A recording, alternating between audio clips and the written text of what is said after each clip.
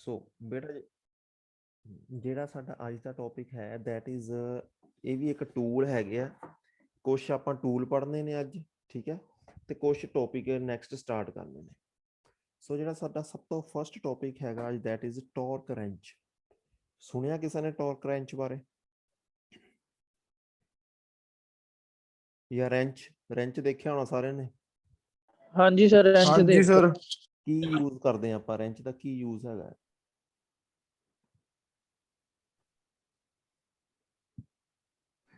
ਕੋਈ ਸਰ ਚੀਜ਼ ਜੀ ਖੋਲਣ ਬਹੁਤ ਵਾਸਤੇ। ਟਾਈਟ ਕਰਨ ਲਈ ਜਾਂ ਲੂਜ਼ ਕਰ। ਠੀਕ ਹੈ, ਬਿਲਕੁਲ ਠੀਕ ਹੈ ਜੀ। ਸੋ ਆਪਾਂ ਉਸ ਵਾਸਤੇ ਰੈਂਚ ਦਾ ਯੂਜ਼ ਕਰਦੇ ਹਾਂ, ਕਿਸੇ ਚੀਜ਼ ਨੂੰ ਟਾਈਟ ਕਰਨ ਦੇ ਲਈ, ਕਿਸੇ ਚੀਜ਼ ਨੂੰ ਲੂਜ਼ ਕਰਨ ਦੇ ਲਈ। ਬਟ ਜਿਹੜੀ ਆਪਣੀ ਆਟੋਮੋਬਾਈਲ ਇੰਡਸਟਰੀ ਆ ਨਾ, ਇਹਦੇ ਵਿੱਚ ਜਿਹੜਾ ਟੌਰਕ ਰੈਂਚ ਆ ਇਹਦਾ ਬਹੁਤ ਜ਼ਿਆਦਾ ਇੰਪੋਰਟੈਂਸ ਆ, ਬਹੁਤ ਜ਼ਿਆਦਾ ਮਹੱਤਵ ਆ ਇਹਦਾ ਟੌਰਕ ਰੈਂਚ ਦਾ। ਠੀਕ ਹੈ, ਉਹਦਾ ਰੀਜ਼ਨ ਕੀ ਆ ਮੈਂ ਤੁਹਾਨੂੰ ਸਮਝਾਉਂਦਾ। ਸਭ ਤੋਂ ਪਹਿਲਾਂ ਕਿ ਟੌਰਕ ਰੈਂਚ ਹੁੰਦਾ ਕੀ ਆ। ਇਹ torque wrench is a tool used to apply a specific torque to a fastener such as nut, bolt or screw। ਠੀਕ ਹੈ, ਸੋ ਇੱਕ ਸਪੈਸੀਫਿਕ ਟੌਰਕ ਅਪਲਾਈ ਕਰਦਾ ਆ ਕਿਸੇ ਵੀ ਚੀਜ਼ ਤੇ ਜਿਹਨੂੰ ਆਪਾਂ ਲੂਜ਼ ਜਾਂ ਟਾਈਟ ਕਰਨਾ। ਮਤਲਬ ਕੀ ਹੈ ਇਹਦਾ? ਫੋਰ ਐਗਜ਼ਾਮਪਲ ਆਪਾਂ ਇੱਕ ਗੱਡੀ ਦੇ ਟਾਇਰ ਦੀ ਐਗਜ਼ਾਮਪਲ ਲੈ ਲੈਂਦੇ। ਸਾਰਿਆਂ ਨੇ ਦੇਖਿਆ ਹੋਣਾ ਆ ਆਪਣੇ ਜਿਹੜੀ ਕਾਰ ਆ ਉਹਦੇ ਟਾਇਰ, ਇੱਕ ਟਾਇਰ ਦੇ 4 ਨਟ ਹੁੰਦੇ। ਠੀਕ ਹੈ, ਹੁਣ ਇਸ਼ੂ ਕੀ ਆ, ਉਹ ਚਾਰੋਂ ਨਟ ਅਗਰ ਆਪਾਂ ਨੋਰਮਲ ਸਪੈਨਰ ਦੇ ਨਾਲ, ਨੋਰਮਲ ਚਾਬੀ ਦੇ ਨਾਲ, ਪਾਨੇ ਦੇ ਨਾਲ ਆਪਾਂ ਟਾਈਟ ਕਰ ਦਿੰਦੇ। ਮੰਨ ਲਓ ਆਪਾਂ ਟਾਇਰ ਚੇਂਜ ਕੀਤਾ, ਠੀਕ ਹੈ, ਤੇ ਨੋਰਮਲ ਆਪਾਂ ਪਾਨੇ ਦੇ ਨਾਲ ਸਾਰੇ ਜਿਹੜੇ ਨਟ ਆ ਟਾਈਟ ਕਰਤੇ। ਠੀਕ ਹੈ, ਬਟ ਹੁਣ ਹੋਣਾ ਕੀ ਆ ਕਿ ਕੋਈ ਨਟ ਜ਼ਿਆਦਾ ਟਾਈਟ ਹੋ ਗਿਆ ਹੋਣਾ, ਕੋਈ ਨਟ ਥੋੜਾ ਘੱਟ ਟਾਈਟ ਹੋਣਾ। ਚਾਹੇ ਜਿੰਨਾ ਮਰਜ਼ੀ ਐਕਸਪੀਰੀਅੰਸਡ ਪਰਸਨ ਹੋਵੇ, ਬਟ ਇਹ ਨਹੀਂ ਹੋ ਸਕਦਾ ਕਿ ਚਾਰੋਂ ਨਟ ਜਿਹੜੇ ਆ ਉਹ ਬਰਾਬਰ ਟਾਈਟ ਹੋਣ। ਹੋ ਸਕਦਾ ਇਹਦਾ ਕਿ ਨਹੀਂ? ਹਾਂਜੀ ਸਰ। ਹੋ ਸਕਦੇ ਸਰ। ਨਹੀਂ ਹੋ ਸਕਦਾ ਬੇਟਾ, ਚਾਰੋਂ ਨਟ ਬਰਾਬਰ ਟਾਈਟ ਕਦੀ ਵੀ ਨਹੀਂ ਹੋ ਸਕਦੇ। ਠੀਕ ਹੈ, ਕੋਈ ਨਟ ਥੋੜਾ ਜਿਹਾ ਲੂਜ਼ ਰਹਿ ਜਾਊਗਾ, ਕੋਈ ਨਟ ਥੋੜਾ ਜਿਹਾ ਜ਼ਿਆਦਾ ਟਾਈਟ ਹੋ ਜਾਊਗਾ। ਠੀਕ ਹੈ, ਮਤਲਬ ਬਿਲਕੁਲ ਬਰਾਬਰ ਦੀ ਟਾਈਟਨੈਸ ਨਹੀਂ ਹੋ ਸਕਦੀ ਹਰੇਕ ਨਟ ਦੇ ਵਿੱਚ। ਸੋ ਐਟ ਦੀ ਐਂਡ ਹੋਣਾ ਕੀ ਆ, ਜਦੋਂ ਗੱਡੀ ਚੱਲਣੀ ਆ, ਠੀਕ ਹੈ, ਕਾਰ ਚੱਲਦੀ ਪਈ ਆ, ਉਹਦੇ ਵਿੱਚ ਵਾਈਬ੍ਰੇਸ਼ਨਸ ਬਹੁਤ ਹੋਣੀਆਂ। ਠੀਕ ਹੈ, ਆਪਣੀ ਗੱਡੀ ਚੱਲਦੀ ਆ, ਹਰੇਕ ਹਿੱਸੇ ਦੇ ਵਿੱਚ ਵਾਈਬ੍ਰੇਸ਼ਨਸ ਹੁੰਦੀਆਂ। ਸੋ ਉਹਦੇ ਨਾਲ ਕੀ ਹੋਣਾ ਆ, ਜਿਹੜਾ ਨਟ ਥੋੜਾ ਜ਼ਿਆਦਾ ਟਾਈਟ ਆ, ਠੀਕ ਹੈ, ਉਹ ਟਾਇਰ ਦਾ ਸਾਰਾ ਲੋਡ ਉਸ ਨਟ ਦੇ ਉੱਪਰ ਪੈਣ ਲੱਗ ਪੈਣਾ। ਤੇ ਜਿਹੜਾ ਨਟ ਥੋੜੇ ਜਿਹੇ ਲੂਜ਼ ਆ, ਉਹਨਾਂ ਨੇ ਹੌਲੀ ਹੌਲੀ ਹੋਰ ਲੂਜ਼ ਹੋ ਜਾਣਾ ਡਿਊ ਟੂ ਵਾਈਬ੍ਰੇਸ਼ਨਸ। ਠੀਕ ਹੈ, ਉਹਦਾ ਇਫੈਕਟ ਕੀ ਪੈਂਦਾ ਆ ਕਿ ਜਿਹੜੀ ਆਪਣੀ ਗੱਡੀ ਦਾ ਟਾਇਰ ਆ ਉਹਦੇ ਚਾਰੋਂ ਨਟ ਦੇ ਵਿੱਚੋਂ ਜਿਹੜਾ ਮੇਨ ਜ਼ੋਰ ਪੈ ਰਿਹਾ, ਮੇਨ ਫੋਰਸ ਲੱਗਦੀ ਪਈ ਆ, ਉਹ ਸਿਰਫ ਇੱਕੋ ਨਟ ਤੇ ਲੱਗਦੀ ਪਈ। ਠੀਕ ਹੈ, ਬਾਕੀ ਨਟ ਲੂਜ਼ ਹੋ ਚੁੱਕੇ, ਥੋੜੇ ਖੁੱਲਦੇ ਨਹੀਂ ਹੈਗੇ ਬਟ ਲੂਜ਼ ਹੋ ਜਾਂਦੇ ਆ। ਉਹਦਾ ਕੀ ਹੈ, ਲੌਂਗ ਟਰਮ ਦੇ ਵਿੱਚ ਇਫੈਕਟ ਪੈ ਸਕਦਾ। ਇਸੇ ਤਰ੍ਹਾਂ ਅਗਰ ਆਪਾਂ ਇੰਜਨ ਦੀ ਗੱਲ ਕਰੀਏ, ਇੰਜਨ ਦੇ ਵਿੱਚ ਕਈ ਨਟ ਬੋਲਟ ਲੱਗਦੇ ਆ ਟਾਈਟ ਕਰਨ ਨੂੰ, ਇੰਜਨ ਨੂੰ ਪੂਰਾ ਅਸੈਂਬਲ ਕਰਨ ਨੂੰ। ਹੁਣ ਜੇ ਕੋਈ ਨਟ ਆਪਾਂ ਜ਼ਿਆਦਾ ਕੱਸਤਾ, ਠੀਕ ਹੈ, ਕੋਈ ਨਟ ਇੰਜਨ ਦਾ ਘੱਟ ਕੱਸਤਾ, ਉਹਦੇ ਨਾਲ ਕੀ ਹੈ, ਜਦੋਂ ਇੰਜਨ ਚੱਲਣਾ ਹੈ ਵਾਈਬ੍ਰੇਸ਼ਨਸ ਹੋਣੀਆਂ, ਜਿਹੜਾ ਲੂਜ਼ ਨਟ ਆ ਉਹਨੇ ਹੋਰ ਲੂਜ਼ ਹੋ ਜਾਣਾ, ਤੇ ਇੰਜਨ ਦੀ ਸਾਰੀ ਜਿਹੜੀ ਪਾਵਰ ਆ ਉਹ ਉਹਨੂੰ ਹੋਲਡ ਕਰਨ ਦੀ ਜਿਹੜੀ ਪਾਵਰ ਆ ਉਹ ਸਿਰਫ ਕੁਛ ਨਟ ਤੇ ਰਹਿ ਜਾਣੀ ਹੈ ਜਿਹੜੇ ਜ਼ਿਆਦਾ ਟਾਈਟ ਆ। ਠੀਕ ਹੈ, ਸੋ ਇਹਦੇ ਨਾਲ ਬਹੁਤ ਵੱਡੇ ਵੱਡੇ ਫੇਲੀਅਰ ਹੋ ਜਾਂਦੇ ਆ ਲੌਂਗ ਟਰਮ ਦੇ ਵਿੱਚ। ਠੀਕ ਹੈ, ਸੋ ਉਸ ਚੀਜ਼ ਨੂੰ ਦੂਰ ਕਰਨ ਦੇ ਲਈ ਸਾਡੀ ਆਟੋਮੋਬਾਈਲ ਇੰਡਸਟਰੀ ਦੇ ਵਿੱਚ ਟੌਰਕ ਰੈਂਚ ਬਹੁਤ ਜ਼ਿਆਦਾ ਇੰਪੋਰਟੈਂਟ ਆ। ਟੌਰਕ ਰੈਂਚ ਕੀ ਕਰਦਾ ਹੈ, ਇਹਦੇ ਵਿੱਚ ਆਹ ਸਿੰਪਲ ਤੁਹਾਡਾ ਟੌਰਕ ਰੈਂਚ ਆ। ਠੀਕ ਹੈ, ਇੱਥੇ ਤੁਹਾਡੀ ਗੋਟੀ ਲੱਗ ਜਾਣੀ ਹੈ ਜਿਹਦੇ ਨਾਲ ਆਪਾਂ ਕੋਈ ਸਕਰੂ ਜਾਂ ਨਟ ਬੋਲਟ ਨੂੰ ਟਾਈਟ ਜਾਂ ਲੂਜ਼ ਕਰਨਾ ਹੈ। ਇੱਥੇ ਨਾ ਇਹਦਾ ਉਹ ਮੀਟਰ ਲੱਗਾ ਹੁੰਦਾ, ਵੈਲਿਊਜ਼ ਹੁੰਦੀਆਂ ਇੱਥੇ ਇਹਦੀਆਂ। ਉਹ ਵੈਲਿਊਜ਼ ਆਪਾਂ ਸੈੱਟ ਕਰ ਸਕਦੇ ਹਾਂ ਕਿ ਆਪਾਂ ਕਿਸੇ ਨਟ ਨੂੰ ਕਿੰਨਾ ਟਾਈਟ ਕਰਨਾ ਹੈ। ਠੀਕ ਹੈ, ਉਹ ਹੁਣ ਵੈਲਿਊ ਸੈੱਟ ਕਿੱਦਾਂ ਕਰਨੀ ਆ, ਉਹ ਵੈਲਿਊ ਸੈੱਟ ਹੋਣੀ ਆ ਸਾਡੀ ਇੰਜਨ ਸਪੈਸੀਫਿਕੇਸ਼ਨ ਵਾਲੀ ਬੁੱਕ ਤੋਂ। ਹਰੇਕ ਬਾਈਕ ਦੇ ਨਾਲ ਸਾਨੂੰ, ਹਰੇਕ ਕਾਰ ਦੇ ਨਾਲ ਇੱਕ ਬੁੱਕ ਮਿਲਦੀ ਹੈ ਜਿਹਦੇ ਵਿੱਚ ਕਈ ਕੁਛ ਲਿਖਿਆ ਹੁੰਦਾ ਕਿ ਇਹ ਕਿੰਨੇ ਸੀਸੀ ਦਾ ਇੰਜਨ ਆ। ਠੀਕ ਹੈ, ਇਹਦੇ ਇੰਜਨ ਦੇ ਵਿੱਚ ਕਿਹੜੇ ਕਿਹੜੇ ਪਾਰਟ ਆ, ਕਿੰਨੇ ਸੀਸੀ ਦਾ ਹੈਗਾ, ਕਿੰਨੀ ਉਹਦੀ ਡਿਮੈਂਸ਼ਨ ਆ, ਕਿਤਾਬ ਮਿਲਦੀ ਸਾਨੂੰ ਇੱਕ ਹਰੇਕ ਬਾਈਕ ਦੇ ਨਾਲ, ਹਰੇਕ ਕਾਰ ਦੇ ਨਾਲ। ਉਹ ਕਦੇ ਤੁਸੀਂ ਧਿਆਨ ਨਾਲ ਪੜ੍ਹੋਗੇ ਨਾ, ਉਹਦੇ ਵਿੱਚ ਲਿਖਿਆ ਹੋਊਗਾ ਕਿ ਜਿਹੜੇ ਬਾਈਕ ਦੇ ਇੰਜਨ ਦੇ ਨਟ ਆ ਉਹ ਇੰਨੀ ਟਾਰਕ ਦੇ ਉੱਪਰ ਟਾਈਟ ਕੀਤੇ ਹੋਏ ਆ। ਠੀਕ ਆ, ਇੱਕ ਯੂਨਿਟ ਲਿਖਿਆ ਹੋਊਗਾ ਪਲੱਸ ਟਾਰਕ ਲਿਖੀ ਹੋਊਗੀ, ਇੰਨੇ ਨਿਊਟਨ ਮੀਟਰ ਤੇ ਟਾਈਟ ਕੀਤੇ ਹੋਏ ਆ। ਸੋ ਆਪਾਂ ਉਹ ਵੈਲਿਊ ਚੱਕਣੀ ਹੈ ਕਿ ਆਪਾਂ ਕਿਹੜੇ ਇੰਜਨ ਨਾਲ ਡੀਲ ਕਰਦੇ ਪਏ ਹਾਂ। ਠੀਕ ਹੈ, ਆਪਾਂ ਮੰਨ ਲਓ ਕੋਈ ਇੰਜਨ ਖੋਲਿਆ ਜਾਂ ਟਾਇਰ ਖੋਲਿਆ, ਉਸ ਤੋਂ ਬਾਅਦ ਉਹਨੂੰ ਕਿੰਨਾ ਟਾਈਟ ਕਰਨਾ ਆ ਉਹਦੀ ਬੁੱਕ ਦੇ ਵਿੱਚ ਲਿਖਿਆ ਹੋਊਗਾ। ਸੋ ਆਪਾਂ ਟਾਰਕ ਰੈਂਚ ਦੇ ਉੱਪਰ ਵੈਲਿਊ ਸੈੱਟ ਕਰ ਦੇਣੀ ਹੈ, ਇਹਦੇ ਉੱਪਰ ਵੈਲਿਊ ਸੈੱਟ ਹੋ ਜਾਂਦੀ ਹੈ, ਇਹਦੇ ਉੱਪਰ ਸਕੇਲ ਬਣਿਆ ਹੁੰਦਾ। ਠੀਕ ਹੈ, ਵੈਲਿਊ ਸੈੱਟ ਕਰਤੀ। ਉਸ ਤੋਂ ਬਾਅਦ ਜਦੋਂ ਆਪਾਂ ਫਿਰ ਟਾਈਟ ਕਰਾਂਗੇ, ਜਦੋਂ ਉਹ ਇੱਕ ਪਰਟੀਕੂਲਰ ਵੈਲਿਊ ਮੰਨ ਲਓ 10 ਨਿਊਟਨ ਮੀਟਰ ਤੇ ਆਪਾਂ ਸੈੱਟ ਕਰਤੀ ਟਾਰਕ, ਉਸ ਪੁਆਇੰਟ ਤੇ ਪਹੁੰਚਿਆ, ਉਸ ਤੋਂ ਬਾਅਦ ਇਹਨੇ ਅੱਗੇ ਹੋਰ ਟਾਈਟ ਨਹੀਂ ਕਰਨਾ ਉਸ ਨਟ ਨੂੰ, ਇਹਨੇ ਫ੍ਰੀ ਹੋ ਜਾਣਾ। ਮਤਲਬ ਕਿ ਇਹ ਜਿੰਨਾ 10 ਤੱਕ ਵੈਲਿਊ ਪਹੁੰਚ ਗਈ ਉਨੀ ਦੇਰ ਤੱਕ ਟਾਈਟ ਕਰੀ ਜਾਏਗਾ, ਉਸ ਤੋਂ ਬਾਅਦ ਇਹਨੇ ਫ੍ਰੀ ਹੋ ਜਾਣਾ, ਇਹਨੇ ਹੋਰ ਟਾਈਟ ਨਹੀਂ ਕਰਨਾ। ਸੋ ਇਸੇ ਤਰ੍ਹਾਂ ਸਾਰੇ ਨਟ ਜਿਹੜੇ ਆ ਉਹ ਇਕੁਅਲ ਟਾਰਕ ਦੇ ਉੱਪਰ ਟਾਈਟ ਹੋਣਗੇ, ਸਾਰੇ ਆਪਣਾ ਬਰਾਬਰ ਦੀ ਟਾਰਕ ਡਿਸਟ੍ਰੀਬਿਊਸ਼ਨ ਹੋਊਗੀ। ਠੀਕ ਹੈ, ਸੋ ਇਹ ਮੇਨ ਇੰਪੋਰਟੈਂਸ ਆ ਸਾਡੇ ਟਾਰਕ ਰੈਂਚ ਦੀ।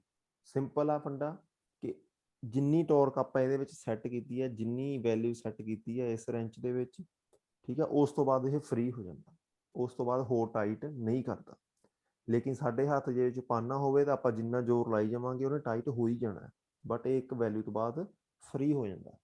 ਠੀਕ ਹੈ, ਸਮਝ ਲੱਗ ਗਈ ਬੇਟਾ? ਕਲੀਅਰ ਹੋ ਗਿਆ ਕੀ ਫੰਡਾ ਇਹਦਾ? ਹਾਂਜੀ ਸਰ। ਠੀਕ ਹੈ, ਜਦੋਂ ਹੁਣ ਤੁਸੀਂ ਕਾਲਜ ਆਓਗੇ ਫਿਰ ਤੁਹਾਨੂੰ ਦਿਖਾਵਾਂਗੇ ਕਰਕੇ ਟਾਈਟ।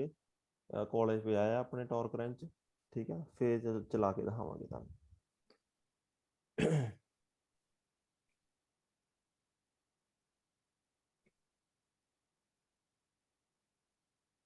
ਹਾਂਜੀ, ਹੁਣ ਜਿਹੜਾ ਸਾਡਾ ਨੈਕਸਟ ਟੌਪਿਕ ਹੈਗਾ ਬੇਟਾ ਉਹ ਹੈਗਾ ਆ ਬੈਟਰੀ ਹਾਈਡਰੋਮੀਟਰ ਟੈਸਟਰ। ਕਿ ਆਪਾਂ ਜਿਹੜੀ ਬੈਟਰੀ ਆ ਸਾਡੀ ਉਹਨੂੰ ਟੈਸਟ ਕਿੱਦਾਂ ਕਰਨਾ ਹੈ, ਉਹਨੂੰ ਚੈੱਕ ਕਿੱਦਾਂ ਕਰਨਾ ਹੈ। ਪਹਿਲਾਂ ਤਾਂ ਇਹਦੇ ਵਿੱਚ ਕਿਸੇ ਨੂੰ ਕੋਈ ਡਾਊਟ ਹੋਵੇ ਟਾਰਕ ਰੈਂਚ ਦੇ ਵਿੱਚ?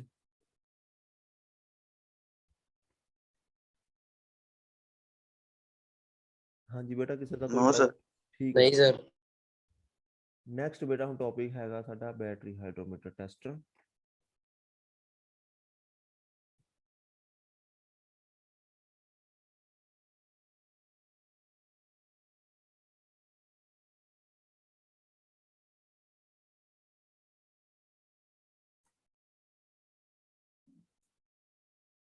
ਹਾਂਜੀ, ਆ ਬੇਟਾ ਤੁਹਾਡਾ ਹੈਗਾ ਆ ਬੈਟਰੀ ਹਾਈਡਰੋਮੀਟਰ ਟੈਸਟਰ। ਠੀਕ ਹੈ, ਇਹਦੇ ਨਾਲ ਆਪਾਂ ਬੈਟਰੀ ਦੀ ਕੰਡੀਸ਼ਨ ਨੂੰ ਚੈੱਕ ਕਰ ਸਕਦੇ ਹਾਂ। ਕੋਈ ਵੀ ਬੈਟਰੀ ਜਿਹੜੀ ਘਰਾਂ 'ਚ ਯੂਜ਼ ਹੁੰਦੀਆਂ, ਕਾਰ 'ਚ ਯੂਜ਼ ਹੁੰਦੀਆਂ, ਬਾਈਕ 'ਚ ਯੂਜ਼ ਹੁੰਦੀਆਂ, ਕਿਸੇ ਵੀ ਬੈਟਰੀ। ਠੀਕ ਹੈ, ਚੈੱਕ ਕੀ ਕਰਦੇ ਹਾਂ ਆਪਾਂ? ਚੈੱਕ ਕਰਦੇ ਹਾਂ ਆਪਾਂ ਬੇਟਾ ਸਪੈਸੀਫਿਕ ਗ੍ਰੈਵਿਟੀ। ਕਿਸ ਚੀਜ਼ ਦੀ ਸਪੈਸੀਫਿਕ ਗ੍ਰੈਵਿਟੀ? ਇੱਕ ਸੈਕਿੰਡ। ਕਿਸ ਚੀਜ਼ ਦੀ ਸਪੈਸੀਫਿਕ ਗ੍ਰੈਵਿਟੀ ਚੈੱਕ ਕਰਦੇ ਆ ਆਪਾਂ? ਚੈੱਕ ਕਰਦੇ ਆ ਇਲੈਕਟ੍ਰੋਲਾਈਟ ਸਰ, ਇਲੈਕਟ੍ਰੋਲਾਈਟ। ਇਲੈਕਟ੍ਰੋਲਾਈਟ। ਹਾਂਜੀ ਬਿਲਕੁਲ ਜੀ, ਇਹ ਕਰਵਾਤਾ ਹੈ ਤੁਹਾਨੂੰ ਕਿਸੇ ਨੇ ਟੌਪਿਕ ਇਹ ਬੈਟਰੀ ਦਾ? ਸਰ ਆਪਣੇ ਪਹਿਲਾਂ ਵੀ ਹੈਗਾ ਆ ਉੱਚ ਜਾਂ ਮੈਂ ਸਾਇੰਸ ਜਾਂ ਫਿਰ +1 +2 ਚ ਕੀਤੇ ਹੋਏ। ਓਕੇ ਓਕੇ, ਸਰ ਪਿਛਲੇ ਸੈਮ ਚ ਵੀ ਸੀਗਾ। ਠੀਕ ਹੈ, ਹਾਈਡਰੋਮੀਟਰ ਵਾਲਾ ਕਰ ਲਿਆ ਸੀਗਾ? ਹਾਈਡਰੋਮੀਟਰ ਪੜਿਆ ਹੋਇਆ ਨਾ ਤੁਸੀਂ ਸ਼ਾਇਦ ਸੇ? Yes sir. ਚਲੋ ਠੀਕ ਆ, ਚਲੋ ਫਿਰ ਵੀ ਮਾੜਾ ਜਿਹਾ ਮੈਂ ਦੱਸ ਦਿੰਦਾ ਕੀਤਾ ਹੋਇਆ। ਸੋ ਇਹਦੇ ਨਾਲ ਆਪਾਂ ਬੈਟਰੀ ਦੀ ਇਲੈਕਟ੍ਰੋਲਾਈਟ ਜਿਹੜਾ ਹੈਗਾ ਆ ਉਹਦੀ ਸਪੈਸੀਫਿਕ ਗ੍ਰੈਵਿਟੀ ਚੈੱਕ ਕਰਦੇ ਹਾਂ। ਠੀਕ ਹੈ, ਆਹ ਤੁਸੀਂ ਦੇਖ ਸਕਦੇ ਹੋਣੇ ਆ ਇੱਥੇ ਰੀਡਿੰਗਸ ਆ ਕੁਛ 1300, 1275, 1265। ਠੀਕ ਹੈ, ਸੋ ਆਪਾਂ ਕੀ ਕਰਨਾ ਆ? ਬੈਟਰੀ ਦਾ ਢੱਕਣ ਖੋਲਣਾ ਹੈ। ਠੀਕ ਹੈ, ਉੱਥੋਂ ਆਪਾਂ ਜਿਹੜਾ ਉਹਦੇ ਵਿੱਚ ਇਲੈਕਟ੍ਰੋਲਾਈਟ ਹੁੰਦਾ ਆ ਉਹਨੂੰ ਇਹਦੇ ਵਿੱਚ ਸੱਕ ਕਰਨਾ ਆ। ਬਲਬ ਨੂੰ ਜਿਹੜਾ ਉੱਪਰ ਪੁਆਇੰਟ ਹੈਗਾ ਉਹਨੂੰ ਪ੍ਰੈਸ ਕਰ ਦੇਣਾ, ਅੰਦਰ ਵੈਕਿਊਮ ਬਣ ਜਾਣਾ, ਉਹਨੇ ਇਲੈਕਟ੍ਰੋਲਾਈਟ ਅੰਦਰ ਖਿੱਚ ਲੈਣਾ। ਉਸ ਤੋਂ ਬਾਅਦ ਉਹਨੇ ਇੱਥੇ ਰੀਡਿੰਗ ਸ਼ੋ ਕਰ ਦੇਣਾ। ਹੁਣ ਜੇ 1250 ਤੋਂ 1300 ਦੀ ਰੀਡਿੰਗ ਆਉਂਦੀ ਆ, ਉਹਦਾ ਮਤਲਬ ਹੈਗਾ ਆ ਕਿ ਜਿਹੜੀ ਬੈਟਰੀ ਦੀ ਕੰਡੀਸ਼ਨ ਆ ਬਿਲਕੁਲ ਪਰਫੈਕਟ ਆ, ਬੈਟਰੀ 100% ਚਾਰਜ ਹੋ ਸਕਦੀ ਹੈ। ਜੇ 1250 ਤੋਂ 1200 ਦੀ ਕੰਡੀਸ਼ਨ ਆਉਂਦੀ ਯਾਨੀ ਕਿ ਬੈਟਰੀ 50% ਚਾਰਜ। ਤੇ ਜੇ 1175 ਤੋਂ ਨੀਚੇ ਰੀਡਿੰਗ ਆਉਂਦੀ ਆ ਤੇ ਯਾਨੀ ਕਿ ਬੈਟਰੀ ਬਿਲਕੁਲ ਡੈਡ ਆ। ਸੋ ਸਿੰਪਲ ਜਿਹਾ ਫੰਡਾ ਆ, ਕੋਈ ਜ਼ਿਆਦਾ ਇਹਦੇ ਵਿੱਚ ਰੋਕਟ ਸਾਇੰਸ ਨਹੀਂ ਹੈਗੀ। ਈਜ਼ੀਲੀ ਆਪਾਂ ਇਹਦੇ ਨਾਲ ਬੈਟਰੀ ਦੀ ਕੰਡੀਸ਼ਨਸ ਨੂੰ ਚੈੱਕ ਕਰ ਸਕਦੇ ਹਾਂ। ਇਹਨੂੰ ਕਹਿੰਦੇ ਆ ਹਾਈਡਰੋਮੀਟਰ ਟੈਸਟ। ਠੀਕ ਹੈ ਜੀ। ਹੁਣ ਜਿਹੜਾ ਨੈਕਸਟ ਸਾਡਾ ਟੌਪਿਕ ਹੈਗਾ ਬੇਟਾ that is fuel injector test. Fuel injector testing machine.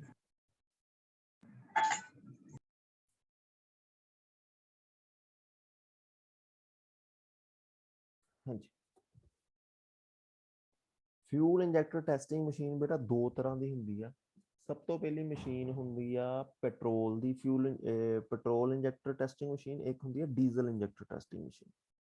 ਆਪਣੇ ਕੋਲ ਦੋਨੋਂ ਹੀ ਪਈਆਂ ਹੋਈਆਂ ਹੈ ਕਾਲਜ, ਠੀਕ ਹੈ। ਬਟ ਜਿਹੜੀ ਆਪਣੀ ਨੋਰਮਲ ਯੂਜ਼ ਕਰਦੇ ਆ ਆਪਾਂ that is diesel injector testing machine. ਇਹ ਚੀਜ਼ ਯਾਦ ਰੱਖਣੀ ਹੈ ਕਿ ਜਿਹੜੇ ਤੁਹਾਡੇ ਫਿਊਲ ਇੰਜੈਕਟਰ ਟੈਸਟਿੰਗ ਮਸ਼ੀਨ ਆ, ਜਿਹੜੀ ਪੈਟਰੋਲ ਇੰਜੈਕਟਰ ਟੈਸਟਿੰਗ ਮਸ਼ੀਨ ਹੈ, ਕਿਉਂਕਿ ਅੱਜ ਕੱਲ੍ਹ ਪੈਟਰੋਲ ਗੱਡੀ ਦੇ ਵਿੱਚ ਵੀ ਇੰਜੈਕਟਰਸ ਆਉਣ ਲੱਗ ਪਏ, ਠੀਕ ਹੈ। ਅੱਗੇ ਇੰਜੈਕਟਰ ਨਹੀਂ ਹੁੰਦੇ ਸੀਗੇ, ਕਾਰਬੋਰੇਟਰਸ ਹੁੰਦੇ ਸੀ, ਠੀਕ ਹੈ। ਅੱਜ ਕੱਲ੍ਹ ਪੈਟਰੋਲ ਦੇ ਵਿੱਚ ਵੀ ਇੰਜੈਕਟਰ ਆਉਣ ਲੱਗ ਪਏ ਆ। ਸੋ ਉਹਦੀ ਜਿਹੜੀ ਟੈਸਟਿੰਗ ਆਪਾਂ ਕਰਦੇ ਆ ਉਹ ਹੈਗੀ ਇੱਕ ਡਿਜੀਟਲ ਮਸ਼ੀਨ, ਠੀਕ ਹੈ, ਉਹਦੇ ਨਾਲ ਕਰਦੇ ਆ। ਬਟ ਜਿਹੜੀ ਸਾਡੀ ਡੀਜ਼ਲ ਇੰਜੈਕਟਰ ਮਸ਼ੀਨ ਆ ਉਹ ਮੈਨੂਅਲ ਹੁੰਦੀ ਹੈ, ਠੀਕ ਹੈ। ਸੋ ਆਪਾਂ ਇਹਦੇ ਵਿੱਚ ਚੈੱਕ ਕੀ ਕਰਨਾ, ਇਹਦੇ ਵਿੱਚ ਆਪਾਂ ਇੰਜੈਕਟਰ ਦੀ ਕੰਡੀਸ਼ਨ ਚੈੱਕ ਕਰਨੀ ਹੈ। ਨੋਰਮਲੀ ਜਿਹੜਾ ਇੱਕ ਡੀਜ਼ਲ ਗੱਡੀ ਦਾ ਇੰਜੈਕਟਰ ਆ ਉਹ ਆਪਾਂ ਅਰਾਊਂਡ 50,000 ਤੋਂ 1 ਲੱਖ ਕਿਲੋਮੀਟਰ ਬਾਅਦ ਚੈੱਕ ਕਰਦੇ ਹਾਂ, ਠੀਕ ਹੈ, ਕਿ ਉਹਦੇ ਵਿੱਚ ਕੋਈ ਪ੍ਰੋਬਲਮ ਤਾਂ ਨਹੀਂ ਹੈਗੀ, ਕੋਈ ਉਹਦੇ ਵਿੱਚ ਡਸਟ ਤਾਂ ਨਹੀਂ ਆ ਗਈ ਹੋਈ, ਜਾਂ ਵੈਸੇ ਉਹਦੀਆਂ ਨੋਜ਼ਲਸ ਬੰਦ ਤਾਂ ਨਹੀਂ ਹੋ ਗਈਆਂ ਹੋਈਆਂ। ਸੋ ਕਈ ਚੀਜ਼ਾਂ ਆਪਾਂ ਚੈੱਕ ਕਰਨੀਆਂ ਹੁੰਦੀਆਂ, ਠੀਕ ਹੈ। ਸੋ ਟੈਸਟਿੰਗ ਕਿੱਦਾਂ ਕਰਦੇ ਆਪਾਂ? ਟੈਸਟਿੰਗ ਬੇਟਾ ਆਪਾਂ ਕਰਦੇ ਹਾਂ ਇਹਦੀ ਫਿਊਲ ਇੰਜੈਕਟਰ ਟੈਸਟਿੰਗ ਮਸ਼ੀਨ ਦੇ ਨਾਲ। ਆਪਣੇ ਕਾਲਜ ਵੀ ਪਈ ਹੈ, ਸ਼ਾਇਦ ਕਿਸੇ ਨੇ ਦੇਖੀ ਵੀ ਹੋਵੇ। ਸੋ ਆਓ ਆਪਾਂ ਦੇਖਦੇ ਹਾਂ ਇਹਦੀ ਟੈਸਟਿੰਗ ਕਰਨੀ ਕਿੱਦਾਂ। ਦੇਖੀ ਆ ਮਸ਼ੀਨ, ਆ ਤੁਹਾਡੀ ਮਸ਼ੀਨ ਹੈ, ਛੋਟੀ ਜਿਹੀ ਮਸ਼ੀਨ ਆ, ਆਪਣੇ ਕਾਲਜ ਵੀ ਪਈ ਹੋਈ ਆ, ਆਹ ਵਾਲੀ।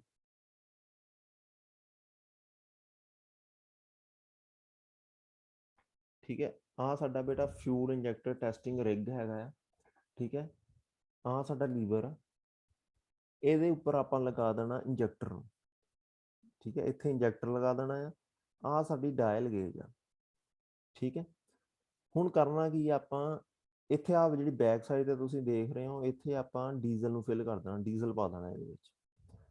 ਹੁਣ ਇਹਦੇ ਉੱਪਰ ਆਪਾਂ ਜਦੋਂ ਇੰਜੈਕਟਰ ਲਗਾ ਦਿੰਦੇ ਆ, ਆਪਾਂ ਫਿਰ ਲੀਵਰ ਨੂੰ ਪ੍ਰੈਸ ਕਰਨਾ, ਜਿੱਦਾਂ ਨਲਕਾ ਗੇੜਦੇ ਹੁੰਦੇ ਆ, ਇਹਦਾ ਲੀਵਰ ਨੂੰ ਪ੍ਰੈਸ ਕਰਨਾ ਬਾਰ-ਬਾਰ।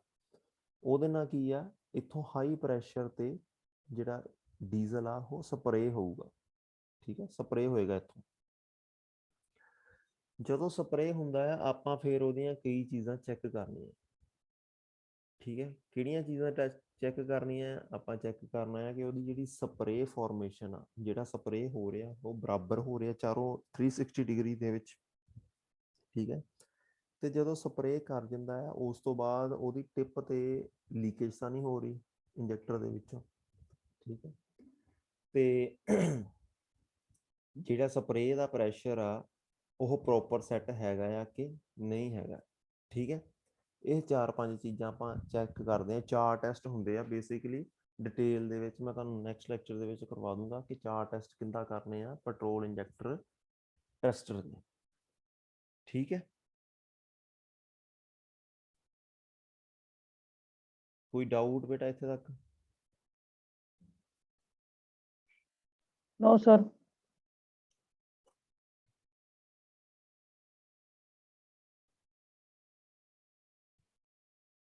ਹਾਂਜੀ, ਆ ਬੇਟਾ ਦੁਬਾਰਾ ਤੁਹਾਨੂੰ ਦਿਖਾਉਂਦਾ ਆ ਵੀਡੀਓ ਇੱਕ, ਇਹਦੇ ਵਿੱਚ ਤੁਹਾਨੂੰ ਜ਼ਿਆਦਾ ਕਲੀਅਰ ਹੋਏਗਾ।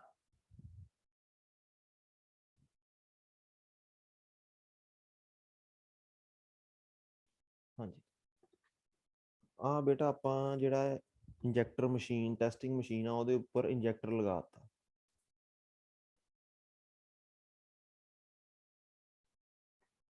ਠੀਕ ਹੈ।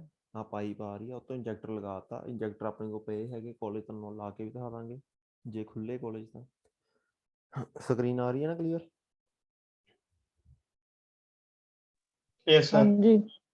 ਠੀਕ ਹੈ ਜੀ, ਠੀਕ ਹੈ। ਇੰਜੈਕਟਰ ਨੂੰ ਬਿਲਕੁਲ ਜਿਹੜੀ ਆ ਟਿਪ ਆ ਨਾ ਇੰਜੈਕਟਰ ਦੀ, ਇਹਨੂੰ ਬਿਲਕੁਲ ਸਾਫ਼ ਕਰ ਦੇਣਾ, ਕਿਉਂਕਿ ਇੱਥੋਂ ਹੀ ਆਪਾਂ ਟੈਸਟਿੰਗ ਕਰਨੀ ਆ ਕਈ ਚੀਜ਼ਾਂ ਦੀ, ਲੀਕੇਜ ਟੈਸਟ ਇੱਥੋਂ ਹੀ ਹੋਣਾ ਹੈ। ਠੀਕ ਹੈ। ਇੱਕ ਚੀਜ਼ ਹੋਰ ਯਾਦ ਰੱਖਣੀ ਆ, ਜਿਹੜਾ ਇੰਜੈਕਟਰ ਦੀ ਟਿਪ ਆ ਨਾ, ਜਿਹੜੀ ਬਿਲਕੁਲ ਨੀਚੇ ਵਾਲਾ ਪੁਆਇੰਟ ਆ ਜਿੱਥੋਂ ਸਪਰੇਅ ਹੁੰਦੀ ਆ, ਇੱਥੇ 3 ਹੋਲਸ ਹੁੰਦੇ ਆ ਇੰਜੈਕਟਰ ਦੇ ਵਿੱਚ। ਕਈ ਇੰਜੈਕਟਰ ਦੇ ਵਿੱਚ 2 ਹੋਲ ਹੁੰਦੇ ਆ ਛੋਟੇ ਛੋਟੇ, ਕਈਆਂ ਦੇ ਵਿੱਚ 3 ਹੁੰਦੇ ਆ, ਜਿੱਥੋਂ ਹਾਈ ਪ੍ਰੈਸ਼ਰ ਤੇ ਜਿਹੜਾ ਸਪਰੇਅ ਆ ਬਾਹਰ ਆਉਂਦਾ ਹੈ। ਠੀਕ ਹੈ।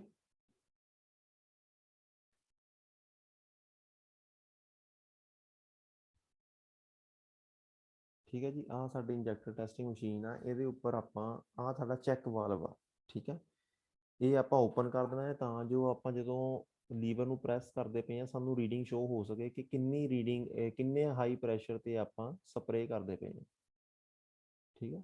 ਇੱਥੋਂ ਆਪਾਂ ਰੀਡਿੰਗ ਸੈੱਟ ਕਰ ਲੈਣੀ। ਉਸ ਤੋਂ ਬਾਅਦ ਆਪਾਂ ਕੀ ਕਰਨਾ ਆ, ਸਪਰੇਅ ਕਰਨੀ ਹੈ, ਲੀਵਰ ਨੂੰ ਬਾਰ-ਬਾਰ ਪ੍ਰੈਸ ਕਰਨਾ ਹੈ।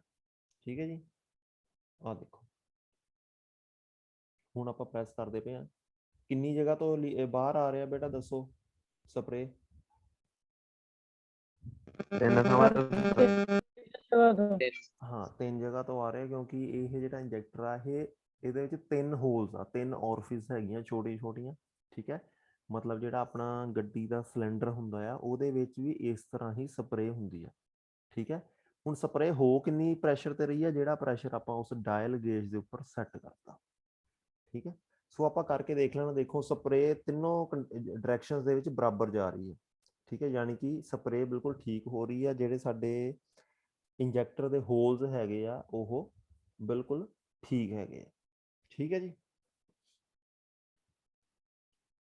ਹੁਣ ਆਹ ਦੇਖੋ, ਇਸ ਤੋਂ ਬਾਅਦ ਆਪਾਂ ਕੀ ਕਰਨਾ ਹੈ, ਇਸ ਤੋਂ ਬਾਅਦ ਆਪਾਂ ਜਿਹੜਾ ਪ੍ਰੈਸ਼ਰ ਆ, ਸਪਰੇਅ ਦਾ ਪ੍ਰੈਸ਼ਰ ਆ, ਉਹਨੂੰ ਸੈੱਟ ਕਰਨਾ। ਸੈੱਟ ਕਿਹਦੇ ਅਕੋਰਡਿੰਗ ਕਰਨਾ ਹੈ? ਜਿਹਦੇ ਅਕੋਰਡਿੰਗ ਸਾਨੂੰ ਇੰਜਨ ਸਪੈਸੀਫਿਕੇਸ਼ਨ ਦੇ ਵਿੱਚ ਲਿਖਿਆ ਹੋਊਗਾ, ਮੈਨੂਫੈਕਚਰਰ ਨੇ ਲਿਖਿਆ ਹੋਊਗਾ ਕਿ ਜਿਹੜਾ ਇਸ ਗੱਡੀ ਦਾ ਇੰਜੈਕਟਰ ਆ ਉਹ ਇੰਨੇ ਪ੍ਰੈਸ਼ਰ ਤੇ ਸਪਰੇਅ ਕਰਦਾ ਆ। ਮੰਨ ਲਓ ਪਹਿਲਾਂ ਸਪਰੇਅ ਜ਼ਿਆਦਾ ਕਰ ਰਿਹਾ ਸੀਗਾ, ਗੱਡੀ ਕਾਲਾ ਧੂੰਆਂ ਮਾਰਦੀ ਪਈ ਸੀ। ਠੀਕ ਆ, ਉਸ ਟਾਈਮ ਸਪਰੇਅ ਜ਼ਿਆਦਾ ਪ੍ਰੈਸ਼ਰ ਤੇ ਹੋ ਰਹੀ ਸੀ। ਆਪਾਂ ਫਿਰ ਆ ਜਿਹੜਾ ਉੱਪਰ ਨਟ ਟਾਈਟ ਜਾਂ ਲੂਜ਼ ਕਰਦਾ ਪਿਆ ਨਾ, ਆ ਨਟ ਜਿਹੜਾ ਲੂਜ਼ ਜਾਂ ਟਾਈਟ ਹੁੰਦਾ ਪਿਆ, ਇਹਦੇ ਨਾਲ ਜਿਹੜੀ ਪ੍ਰੈਸ਼ਰ ਆ ਉਹ ਇਨਕਰੀਜ਼ ਡਿਕਰੀਜ਼ ਹੋ ਜਾਂਦਾ। ਸਪਰੇਅ ਦਾ ਜਿਹੜਾ ਪ੍ਰੈਸ਼ਰ ਆ ਉਹ ਇਨਕਰੀਜ਼ ਜਾਂ ਡਿਕਰੀਜ਼ ਹੋ ਜਾਂਦਾ। ਠੀਕ ਆ। ਤੇ ਜੇ ਆਪਾਂ ਟਾਈਟ ਕਰ ਦਾਂਗੇ ਸਪਰੇਅ ਬਹੁਤ ਜ਼ਿਆਦਾ ਪ੍ਰੈਸ਼ਰ ਤੇ ਹੋਊਗੀ। ਠੀਕ ਆ। ਜੇ ਲੂਜ਼ ਕਰ ਦਾਂਗੇ ਤਾਂ ਬਹੁਤ ਘੱਟ ਪ੍ਰੈਸ਼ਰ ਤੇ ਹੋਊਗੀ। ਠੀਕ ਹੈ। ਆਪਾਂ ਹੁਣ ਲੂਜ਼ ਕਰਤਾ ਉਹਨੇ। ਠੀਕ ਹੈ। ਹੁਣ ਦੇਖੋ ਜਿਹੜਾ ਸਪਰੇਅ ਆ ਰਹੀ ਆ ਉਹ ਜ਼ਿਆਦਾ ਮਿਸਟ ਫਾਰਮ ਦੇ ਵਿੱਚ ਨਹੀਂ ਆ। ਮਿਸਟ ਫਾਰਮ ਸਮਝਦੇ ਨਾ, ਤੁਹਾਨੂੰ ਕਰਾਇਆ ਹੋਣਾ ਸ਼ਾਇਦ ਮਹਾਜਨ ਸਰ ਨੇ। ਮਿਸਟ ਫਾਰਮ ਹੁੰਦੀ ਆ ਜਿਹੜੀ ਬਹੁਤ ਜ਼ਿਆਦਾ ਡੈਂਸਡ ਸਪਰੇਅ ਹੁੰਦੀ ਆ। ਜਿੱਦਾਂ ਆਪਾਂ ਅਗਰ ਟੂਟੀ ਚਲਾਈਏ, ਜਿੱਦਾਂ ਉਹ ਨਿਕਲਦਾ ਆ, ਉਹਦੀ ਜਿਹੜੀ ਮਿਸਟ ਫਾਰਮ ਬਿਲਕੁਲ ਜ਼ੀਰੋ ਹੁੰਦੀ ਆ। ਠੀਕ ਹੈ। ਜੇ ਆਪਾਂ ਪ੍ਰੈਸ਼ਰ ਹੋਰ ਘਟਾ ਦਾਂਗੇ ਤਾਂ ਉਹਦੇ ਨਾਲ ਕੀ ਆ, ਸਪਰੇਅ ਜਿਹੜੀ ਆ ਹੋਰ ਘੱਟ ਮਿਸਟ ਫਾਰਮ ਦੇ ਵਿੱਚ ਹੋਊਗੀ। ਠੀਕ ਹੈ। ਸੋ ਜਦੋਂ ਆਪਾਂ ਬੇਟਾ ਸਪਰੇਅ ਟੈਸਟ ਕਰ ਲਈ, ਇਹਨੂੰ ਕਹਿੰਦੇ ਆ ਸਪਰੇਅ ਅਬਿਲਿਟੀ ਟੈਸਟ। ਇਸ ਟੈਸਟ ਨੂੰ ਕਹਿੰਦੇ ਆ ਸਪਰੇਅ ਅਬਿਲਿਟੀ ਟੈਸਟ। ਠੀਕ ਹੈ। ਇਸ ਤੋਂ ਬਾਅਦ ਆਪਾਂ ਕੀ ਕਰਨਾ, ਨੈਕਸਟ ਹੁੰਦਾ ਹੈ ਡ੍ਰਿਵਲਿੰਗ ਟੈਸਟ। ਡ੍ਰਿਵਲਿੰਗ ਟੈਸਟ ਦਾ ਮਤਲਬ ਕੀ ਹੈ, ਜਿਹੜੀ ਇਹਦੀ ਟਿਪ ਆ ਨਾ, ਬਿਲਕੁਲ ਆਹ ਟਿਪ ਆ, ਜਦੋਂ ਆਪਾਂ ਸਪਰੇਅ ਕਰ ਲਈ, ਇਸ ਤੋਂ ਬਾਅਦ ਆਪਾਂ ਨਾ ਇਸ ਟਿਪ ਦੇ ਉੱਪਰ ਇੱਕ ਪੇਜ ਲਗਾ ਕੇ ਦੇਖਣਾ, ਇੱਕ ਖਾਲੀ ਕੋਰਾ ਕਾਗਜ਼ ਲਗਾ ਕੇ ਦੇਖਣਾ। ਜੇ ਤਾਂ ਉਹਦੇ ਨਾਲ ਡੀਜ਼ਲ ਲੱਗਦਾ ਪਿਆ ਹੈ ਤੇ ਯਾਨੀ ਕਿ ਇਹਦੇ ਵਿੱਚੋਂ ਲੀਕੇਜ ਹੋ ਰਹੀ ਆ। ਕਿਉਂ? ਕਿਉਂਕਿ ਜਿਹੜੀ ਸਪਰੇਅ ਹੁੰਦੀ ਨਾ, ਉਹ ਥੋੜੇ ਜਿਹੇ ਉੱਪਰ ਹੁੰਦੇ ਆ, ਜਿਹੜੀ ਇਹਦੀ ਨੀਚੇ ਟਿਪ ਆ ਉਸ ਤੋਂ ਥੋੜੇ ਜਿਹੇ ਉੱਪਰ ਹੁੰਦੇ ਆ ਹੋਲਸ। ਠੀਕ ਹੈ। ਤੇ ਜਿਹੜੀ ਟਿਪ ਆ ਉਹ ਥੱਲੇ ਨੂੰ ਥੋੜੀ ਵੱਧਵੀਂ ਹੁੰਦੀ ਹੈ, ਇਨਕਰੀਜ਼ ਹੋਈ ਹੁੰਦੀ ਥੱਲੇ ਨੂੰ। ਸੋ ਆਪਾਂ ਉਹਦੇ ਉੱਪਰ ਇੱਕ ਕਾਗਜ਼ ਲਗਾ ਕੇ ਦੇਖਣਾ ਵਾਈਟ, ਜੇ ਤਾਂ ਕਾਗਜ਼ ਦੇ ਨਾਲ ਡੀਜ਼ਲ ਲੱਗਦਾ ਪਿਆ ਯਾਨੀ ਕਿ ਇਹ ਜਿਹੜੇ ਹੋਲਸ ਹੈਗੇ ਆ ਇਹਨਾਂ ਦੇ ਵਿੱਚੋਂ ਲੀਕੇਜ ਹੁੰਦੀ ਪਈ ਹੈ। ਠੀਕ ਹੈ। ਯਾਨੀ ਕਿ ਸਾਡਾ ਜਿਹੜਾ ਟੈਸਟ ਆ, ਇੰਜੈਕਟਰ ਆ, ਉਹ ਫੇਲ ਹੋ ਗਿਆ, ਉਹਦੇ ਵਿੱਚ ਲੀਕੇਜ ਹੈਗੀ ਆ। ਇਹਨੂੰ ਕਹਿੰਦੇ ਆ ਡ੍ਰਿਵਲਿੰਗ ਟੈਸਟ।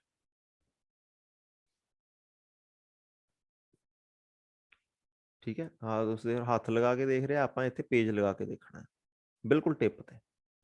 ਜੇ ਤਾਂ ਬਿਲਕੁਲ ਸਾਫ਼ ਆ ਰਿਹਾ ਯਾਨੀ ਕਿ ਸਾਡਾ ਜਿਹੜਾ ਇੰਜੈਕਟਰ ਆ ਉਹ ਬਿਲਕੁਲ ਠੀਕ ਹੈਗਾ।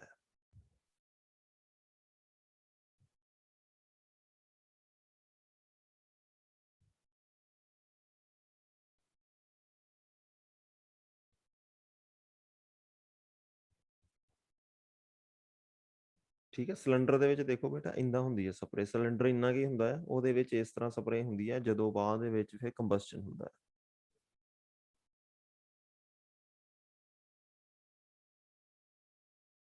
ਠੀਕ ਹੈ ਜੀ। ਕਲੀਅਰ ਬੇਟਾ, ਕਿਸੇ ਨੂੰ ਕੋਈ ਡਾਊਟ ਹੋਵੇ? No sir. ਠੀਕ ਹੈ ਜੀ, ਚਲੋ ਮੈਨੂੰ ਅਟੈਂਡੈਂਸ ਨੋਟ ਕਰਨ ਦਿਓ, ਫਿਰ ਤੁਸੀਂ ਲੀਵ ਕਰ ਜਿਓ। ਜੇ ਕਿਸੇ ਦਾ ਕੋਈ ਡਾਊਟ ਹੈਗਾ ਹੈ ਤਾਂ ਮੈਨੂੰ ਚਾਹੇ ਪੁੱਛ ਲਓ ਹਾਲੇ ਵੀ। ਤੇ MST ਦੇ ਵਿੱਚ ਬੇਟਾ ਜਿੰਨਾ ਆਪਾਂ ਸਿਲੇਬਸ ਇਸ ਹਫਤੇ ਕਰ ਲਿਆ ਸਾਰਾ ਹੀ ਆਏਗਾ, ਠੀਕ ਹੈ।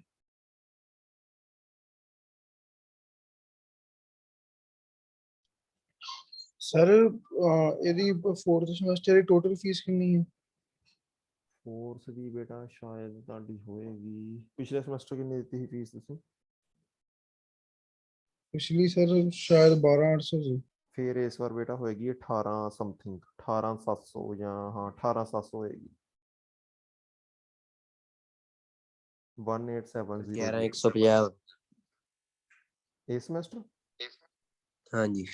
ਹਾਂ ਜੇ ਪਿਛਲੇ ਸਮੈਸਟਰ 18 ਦਿੱਤੀ ਹੋਏਗੀ, ਇਸ ਸਮੈਸਟਰ 11 ਹੋਏਗੀ, ਮਤਲਬ ਇੱਕ ਸਮੈਸਟਰ 18 ਹੋਏਗੀ, ਇੱਕ ਸਮੈਸਟਰ 12 ਦੇ ਕਰੀਬ। ਪਿਛਲੇ ਦੀ 17,700 ਸੀ। ਹਾਂ ਇਸ ਸਮੈਸਟਰ ਫਿਰ ਤੁਹਾਡੀ 11-12 ਜਿੰਨੀ ਬਣਦੀ ਉਹ ਹੋਏਗੀ।